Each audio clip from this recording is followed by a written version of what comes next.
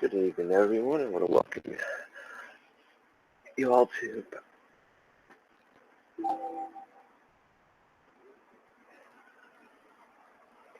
Paths and Disciplines. Tonight we'll be covering the second basic structure of Magick, which will be the final part to the Paradigms of Magick series that I've been doing. But before we get there, I'd like to announce a couple things before we get started tonight.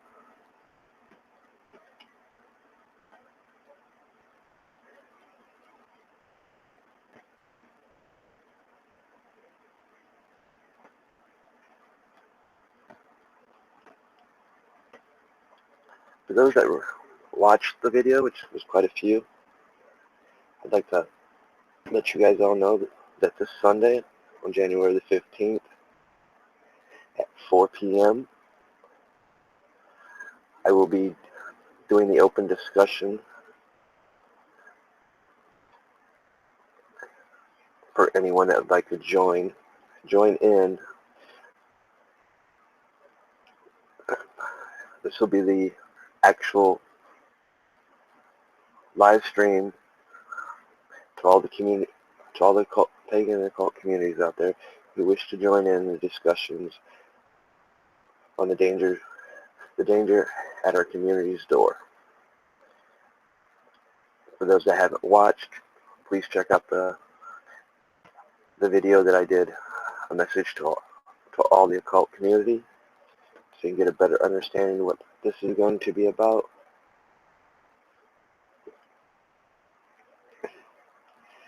This will be an open discussion, open to all participants. The topic will be about our communities and the dangers we are facing through division and issues that are being spread in social media. I'll be live streaming this from YouTube and sharing it here. Those who would like to join me in this live stream, please PM me or leave me a comment here. For the communities that wish to co-host on their pages and groups, please PM me and your group pages URL so I can add it. For those that like to take part in the live stream and join me in the discussion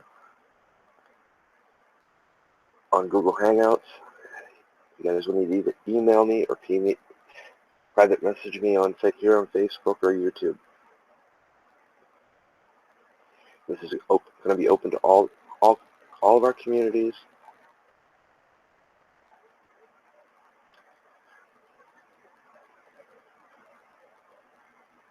So,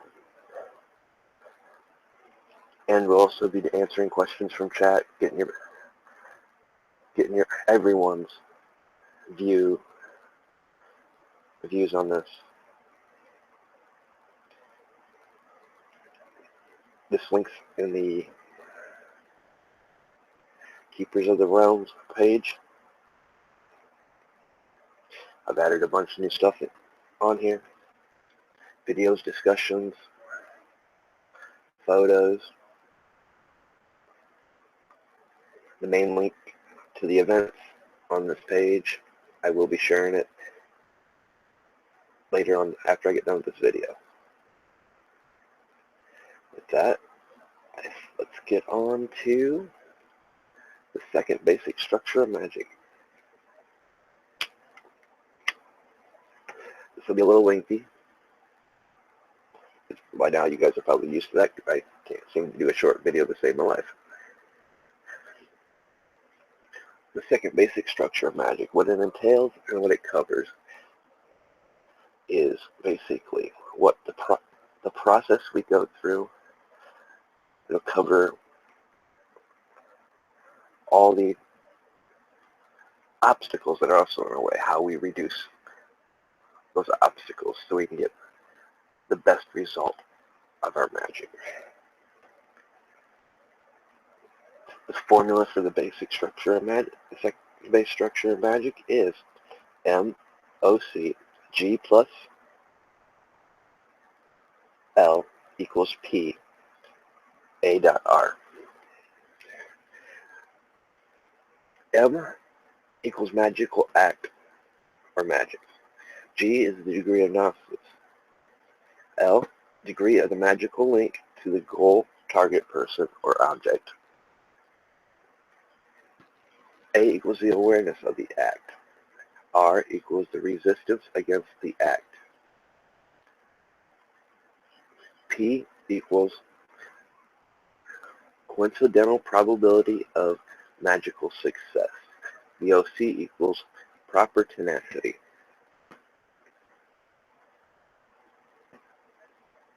The successful magical act, M, or magic in general, is directly proportional to the degree of gnosis, or magical trance, multiplied by the degree of the magical link to the goal or target person when influencing others. M is reversely proportional to the degree of awareness of the magical act and psychological resistance against this. The whole thing is then multiplied by the degree of coincidental probability of magical success. Let's break down the formula to see what it means to magical practice. The fact that magic succeeds depends on the magic trance, gnosis. Applied was already discussed. It should not need no further explanation. However, magical success is directly proportional to the degree of the magical link to the goal, target, object, person. This is quite obvious in magic or influencing others. For those that haven't read it, the basic structure of the psyche is the first part of this. Suggest you read that one before you get too far into this one. Or watch the video since I've already done it. For example, if a magician wants to heal, harm the target person, one needs appropriate access to this person. This is usually determined by or based on the first law of practical magic. The doctrine states, for an example, an object that has been with another person for a long time assumes qualities of the person, even becoming one with him or her in a sense. This is why a magician can treat the object as though it was the person. This is why the old grimoires often tell the magician to collect personal things from one's target person, such as nail clippings, locks of hair, or other bodily secretions and fluids. This is also important to understand.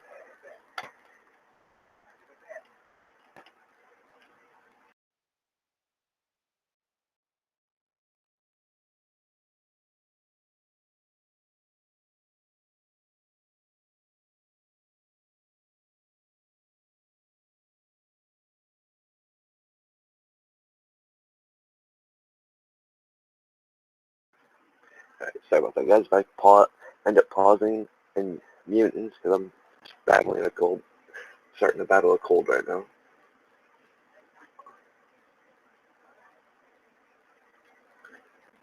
So I'm trying to get this video done before I actually lose my voice. But as I just read, to understand this aspect, this is why I've done a few articles on things we give power to. Power of objects, power of words. This really applies here. And it is really fundamental that you understand. Any possessions you own, don't give them value. Because the more you value something, the more you imbue it with energies. You imbue a part of yourself. So if somebody would get hold of that, they could use it against you. Any form of attachments are bad in any magical practice that we do. Whether it be attachments to our ritual tools or attachment to mundane things. But because for most people, they do hold power. The second law of practical magic is the law of transmission. also called contagion, and forms the theoretical basis for actively working with an object of practical magic. If the magician has in one's possession a piece of hair, even a photo, from the target person, one can proceed in any desired way, and this will bring about the effect that anything done to the object will happen to the target person as well. For the longest time, I've always been big on not using my photo. I've gotten away from that. If you guys can see, almost everywhere now I use my real photo. But just remember, you're going to have to retrain your mind for some things, especially on this. A person's photo can also be used as a focused object. That means if I have your photo, I can see your photo. I have a link to you. And some people, for anybody that's on an empath, will also know this. We can read you just from your photo. We can read your energies and stuff because it gives us a way to establish a link.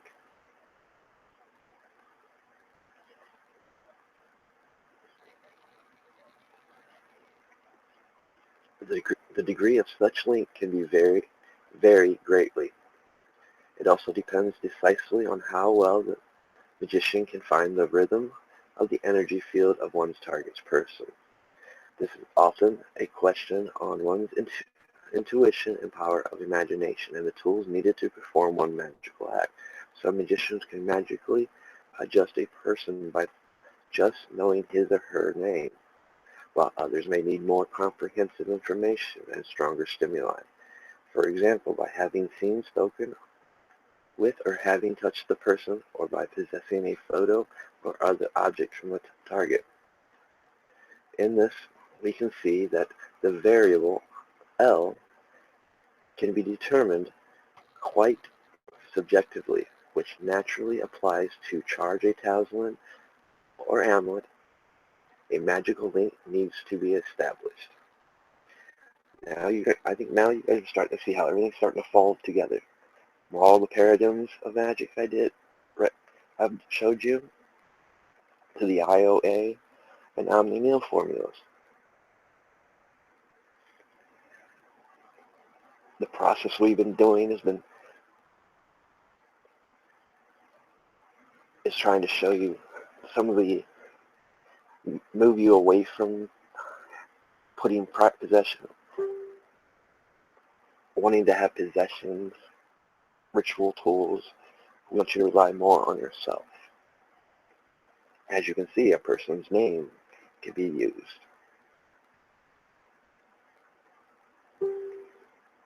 And, there's all these things are starting to show you that there's a reason why I did this series the way I did it. We can understand our magical link as the degree of empathy, union between ourselves and the target person or object. In the theatrical sense, the relationship between the magician and the target person can easily be established as such, but even the most experienced magicians often have difficulty finding a connection. For example, to quench their desire for mystical success. In fact, binding basically means joining or even merging. What we are referring to here is our own centralization, which requires the line dividing our will from our magical goal to be kept extra fine or lifted completely. If our desires has become organic, and if it's centered, yet at the same vast enough to integrate our goal completely into our overall personality, we can call this a strong magical link. Megalomania, a psychopathological condition made by delusions delusional fantasies of wealth, power, omnipotence, God complex. We need to be careful of that. And I don't care who you are, what you practice, what community you belong to, we all will go through that God complex from time to time. My best suggestion is it's easier to look at it this way. There's always somebody around the corner that knows more, that's bigger and badder. You can't win every fight. And that'll help keep you humble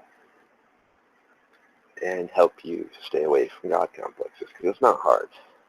You know, everyone knows the ecstasy, how they feel after performing any magical act.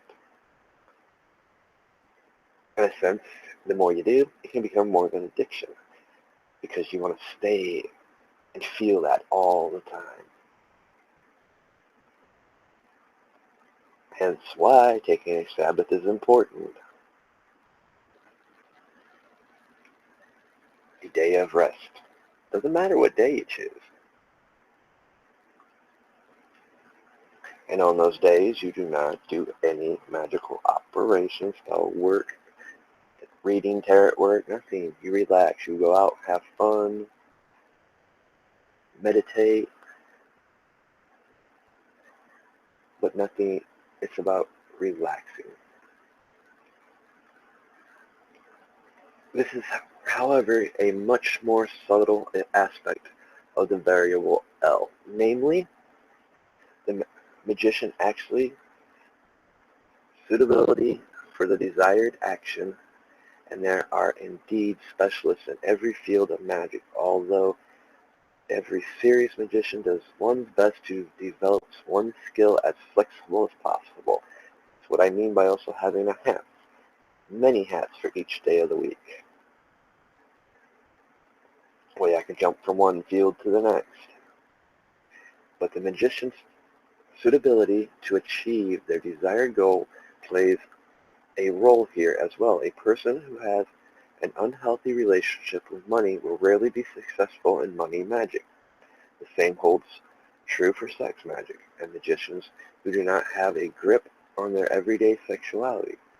The person who tends to perform magic for love or attraction instead of healing will need to apply more effort and tools for the magical operations in the weak area and less in his or her area of strength.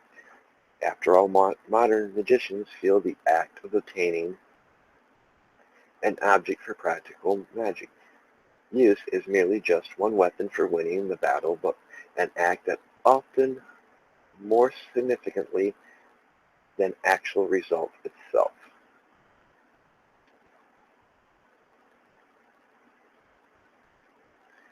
You know, and it is true. I mean, there's some fields where we're just stronger, we're good at, and that's, you know, it goes back to some of the discussion I've been doing on division. We got to quit the arguing and bickering about who's right or wrong, because we should be learning from everyone, from each of the communities. You know, it might not be our strong point, but it won't be our weak point, because our weak points can be used against us as well. The more you know, the more you're able to build and add to your repertoire, the more you can do, the more you can access, the more you learn to control, the easier it is to reach certain states of gnosis. That's why you see a lot of the magicians of old that were part of the OTO, Thelema, Golden Dawn. You will see in their writings where they studied Asian culture, the Asian philosophies for meditation, yoga, Hindu,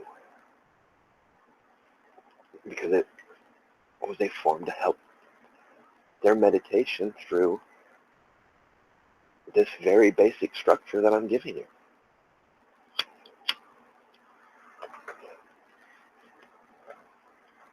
You know, studying music is good because it teaches you how to vibrate.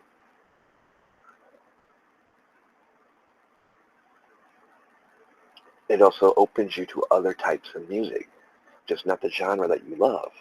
You may find that you may come to find other genres out there that speak to you because of just the vibration of the sound of music or the sounds of their voice. Everyone's different. These are all tools. All these tools help us reach a certain point in the structure here. The best magical link is surely a precise mental image of the desired goal, target, or target person or object.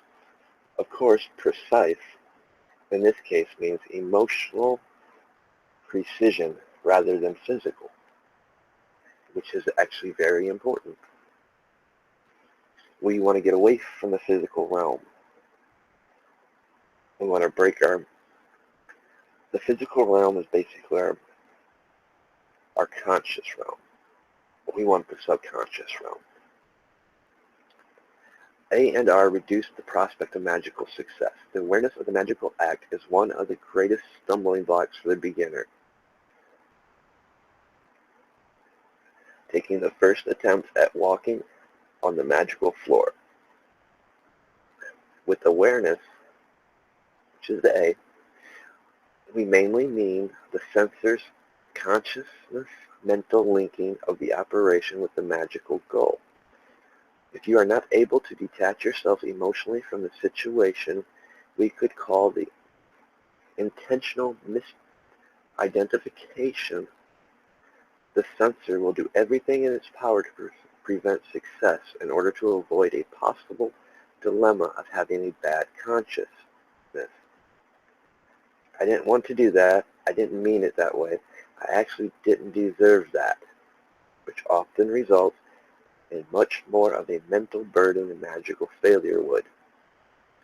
Such self-confidence could ruin everything. That's why it's absolutely necessary to thoroughly think through the situation beforehand. Otherwise, the consequences could be catastrophic. Guys, that's the other part.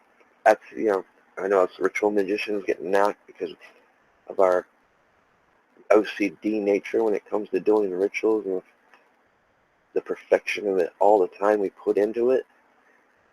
But as all that time we're putting into it, we're also thinking about it. We're weighing all options, all probabilities, so we don't fall victim to this. I know last year I was living in North Carolina. I was studying, doing my daily stuff, but I wasn't doing ritual work. I haven't been doing ritual work for a while. Well, something came up, and something needed to be done. So, I bust out my stuff, researching. And, well, when you're rusty, you kind of tend to forget. And I was really emotionally triggered. I mean, to the point where, I was radiating. And I got a few things on paper. I was just in my research, picking the stuff that I was going to need and use. And, well, I know you've heard me say it before, though. All the preparation to a ritual is actually you're already casted it before you even enter the circle, guys. And yep, lo and behold, and yeah, did I feel bad afterwards because it was things that happened was not my intent.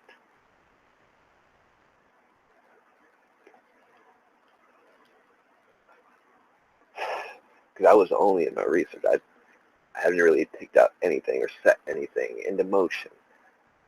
But I was so emotionally charged that it set things into motion,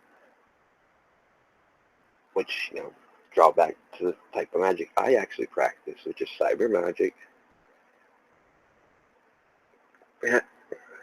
Stray thought got me in trouble.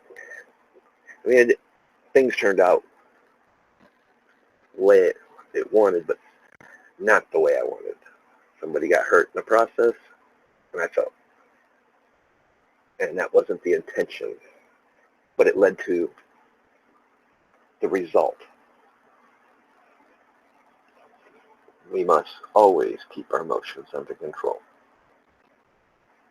We must keep our thoughts under control at all times.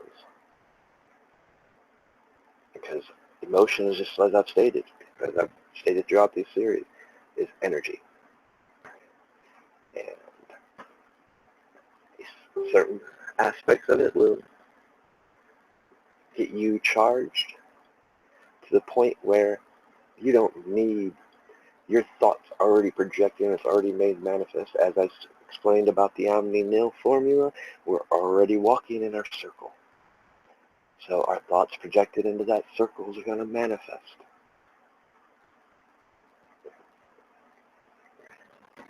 In Crowley's words, the magical act must correspond with the person's own true will. Otherwise, the magician would be violating the primal law of one's own universe.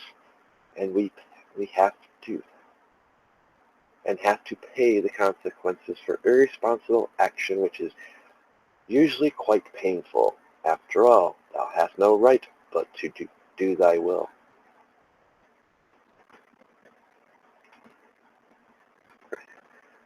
The other variable included not well physically, this would be the O, physically or mentally, lack of energy, lack of motivation, or boredom, which often occurs when performing magic for others, absent-mindedness, too much focus on subjective magical tasks that can be viewed as more important, and more. Since these vary from situations, there's no general rule that applies to all. And something else you got to be careful. Now, you want to think out what you're doing before you do it, before you start doing the research, because then you want to start thinking outside the box. Okay. You don't want to put emphasis on other than what you want the outcome to be. The outcome is the emphasis, not the tools, not the research, not the work at hand. It is the outcome. That's the only thing that should have significance. That is the important part, the only part. The rest is just a process of charging and casting and releasing. The variable P, or the coincidental probability of magical success, is often underestimated by beginners as well. This is probably due to the fact that esoteric ideology of today treats the word coincidence like a pariah, without even realizing what any person with a healthy degree of common sense already feels and knows. So common sense applies even in this field. Namely, that our action as a magician are subject to certain limits. These limits are surely much farther away than we often think or want to believe. But it would be foolish to view magic as a mere tool for fulfilling child fantasies of playing God. Don't need no megalomaniacs out there. Although it may be theoretically possible for a magician to make the physical planets Mars, Mercury explode by using one magical act, such as considerations, are usually nothing more than intellectual games that can be quite dangerous by leading to megalomania, which is in fact widespread among magicians. Let's take the quantities example. Let's assume the probability of a meteor crashing into the magician's temple in the next half hour is 1 in a billion. Let's assume further that with the help of intense gnosis, a highly emotional affinity to the goal, meteor crashes into the temple, and extreme low degree of awareness of the magical act and a low psychological resistance, the magician is able to raise this probability in his factor to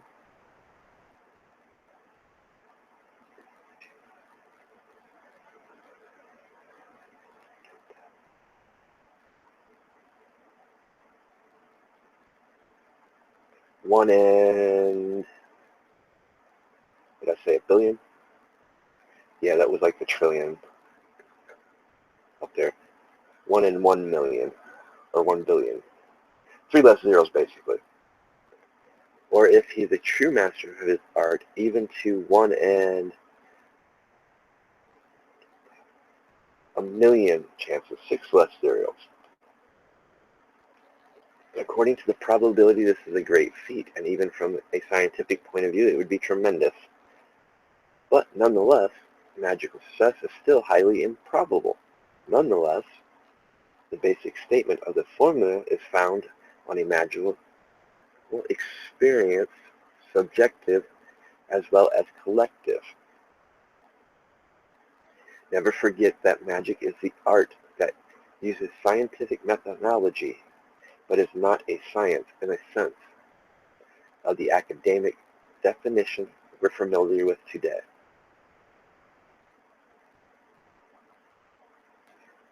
Always remember that even the power of the magician is limited to his or her sphere of influence.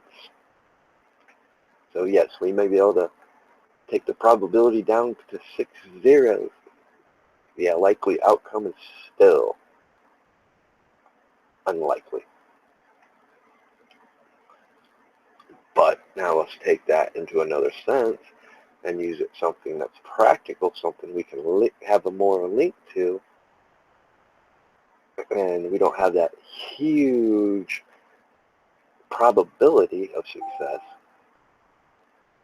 We can take that from a 1 to 100 and make it, hey, we got a 98% chance of success or 90% chance of success. Even a 50% chance of success is good. We've developed the rule that you should even use magic for a goal that is highly probable to occur in the first place without magic. Especially at the beginning of your magical career. If we persistently work our way up to more difficult tasks instead of trying to jump there all at once, we'll be able to deal with failure, which is uneventable sometimes. Much better on a psychological level since we've learned to take it one step at a time.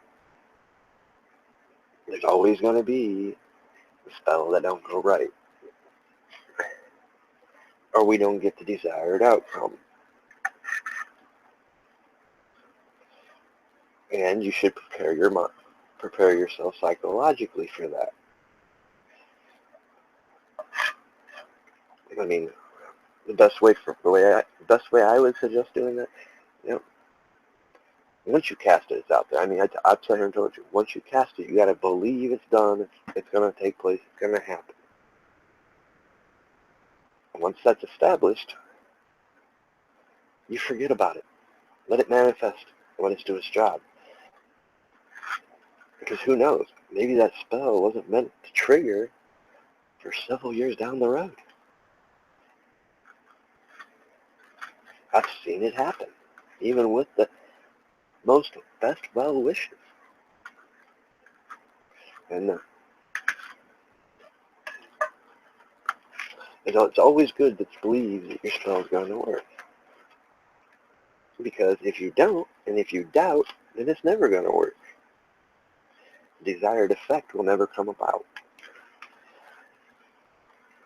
Why? Because you've already disbelieved it. By giving it doubt. By giving it doubt, you also increase the probability of success. Instead of being 50%, you now dropped it to 25% likely, or more, depending how much doubt you give it. You give it too much doubt and too much attention and focus on it, you'll drop it clear down to a 1 in 100% chance. Then you'll start increasing that 100 to 500 to 1,000. One must always consider this.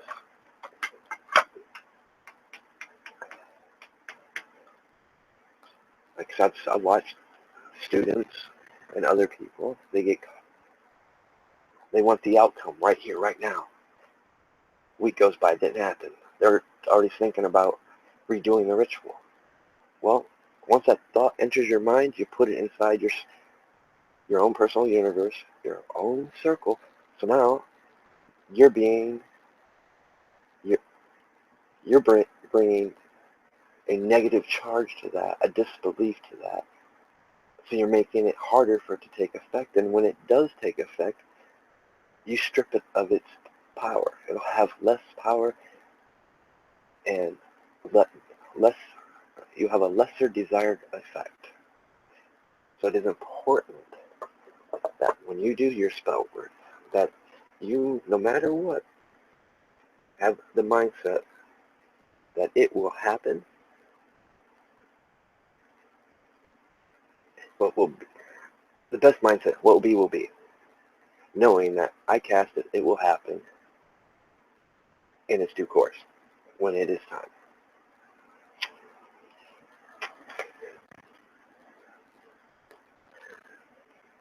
Let's summarize this in short. Ideally, the values below the line should be 0, because when the values above it would be infinite. Although this is rarely the case in practice. The greater the magical trance and the magical link, the higher the success rate of the magical operation will be. It's reduced by the variable A and R when the psychological and rational resistance to the magical act is, or its goal is higher. The magical link or value of link is automatically lower because the magical will is not organic enough to cause alienation between the magician and the goal occurs instead of organic enough. And alienation between the magician and the goal occurs instead of absolute unity. You've probably noticed that our variables cannot always be clearly distinguished from one another anyway. In this sense, a higher trance value means, according to definition, a limited amount of awareness, while resistance could be due to insufficient magical link, and so on. Other operations would be possible as well. For example, the variable R below the line could be replaced by another variable such as W, or for magical will, from the first lecture on the basic structure of the psychic. This is more than just an intellectual game, since it creates many different psychological approaches to practical magic. So feel free to experiment with other equations as well, hence why the paradigms of magic exist. Being able to take from one to the other to get to the desired effect. Recall it by removing the resistance. What are some types of resistance? Well, people we associate, people we let into our lives, people we're around. Why? Because they're energies. Somebody might be having a bad day. Well, if you're close to them, you have a connection with them, those energies are going to be drawn to you. The object is to reduce the resistance as much as possible, whether it be through gnosis, link, or just pure magical will.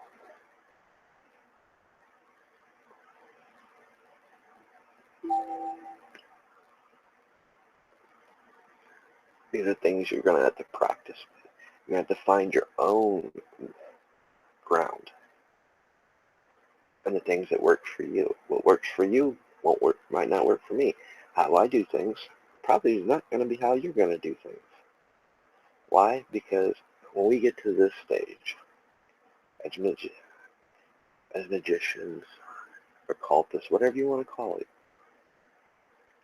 By this stage, we're already taking stuff and making it our own. It's already, which makes it unique to only us.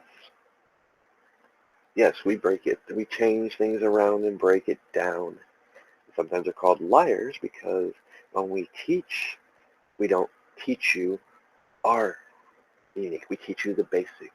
We teach you why this seagull is this, what its use is for, until you reach the point of realization that, okay, now I get it. That's just a tool. But I like that tool. I'm not ready to let go of it yet. But I want to make it my own. And therefore you create your own by using that as an example of properties you feel from it and what you've learned from it. That's why I laugh when, I see people talking about connecting all this to that. Oh, you're evil because you wear that. Oh, you practiced. Oh, so you... Those simple signs, alphabets, only have meaning to the beginner. And truthfully, most people, they only find what other people told them who aren't even practitioners, even in our communities. They just seen some of our work and it's like, oh, that means this, like, because they use it, No one can truly know what the symbol means because it is what we create it to be. Whether it be a teaching tool or your own personal alphabet, which somebody looks at it, they're just going to think it's some barbaric symbol. When in all actuality, it's part of an alphabet, not even a symbol at that point. But these are the structures that you'll use in your everyday practice, no matter what your path is. So it is important to study these, learn them, and understand them, and use them.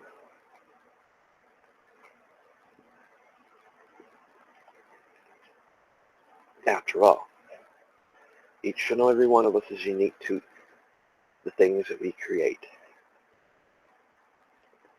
No one's the same.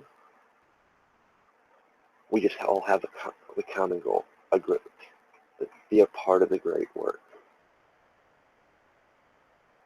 to be masters of our own selves and our own realities and our own universe that we've created.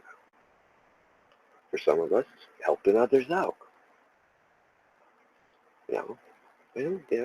Like I said, we're so judged by the few bad apples that are out there.